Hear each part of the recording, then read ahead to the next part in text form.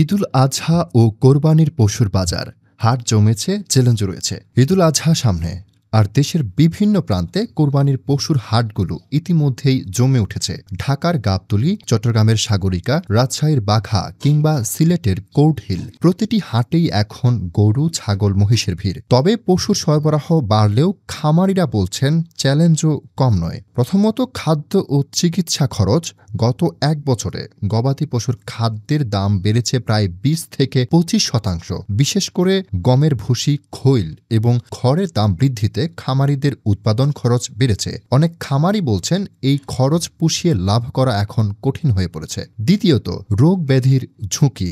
বর্ষাকাল গনিয়ে আসায় পশুর স্বাস্থ্য রক্ষা করাও একটি বড় চ্যালেঞ্জ। বিশেষ করে গরুর লাম্পি স্কিন ডিজিজ ও ছাগলের পিপিআর রোগের প্রাদুর্ভাবের আশঙ্কা রয়েছে। যদিও প্রাণী সম্পদ অধিদপ্তর থেকে টিকা সরবরাহ করা হচ্ছে, তবে অনেক খামারি অভিযোগ করছেন তা পর্যাপ্ত নয়। তৃতীয়ত, ডিজিটাল হাটের চ্যালেঞ্জ। করোনাকালে চালু হওয়া অনলাইন কোরবানির হাটগুলো এখন সক্রিয়, তবে গ্রাহকের আস্থা এবং পশু সরবরাহের মান নিয়ে প্রশ্ন রয়ে গেছে। অনেক ক্রেতা সরাসরি হাটে গিয়ে পশু দেখে কিনতেই স্বাচ্ছন্দ্য বোধ করেন। তবে প্রশ্ন হচ্ছে, এই চ্যালেঞ্জগুলো মোকাবেলায় খামারিরা কতটা প্রস্তুত এবং সরকার বা স্থানীয় প্রশাসন কী ধরনের সহায়তা দিচ্ছে? প্রশ্ন থাকছেই, এই ঈদে কোরবানির পশুর বাজার কতটা লাভজনক হবে খামারিদের জন্য এবং ক্রেতারা কি সঠিক দামে স্বাস্থ্যসম্মত পশু কিনতে পারবেন?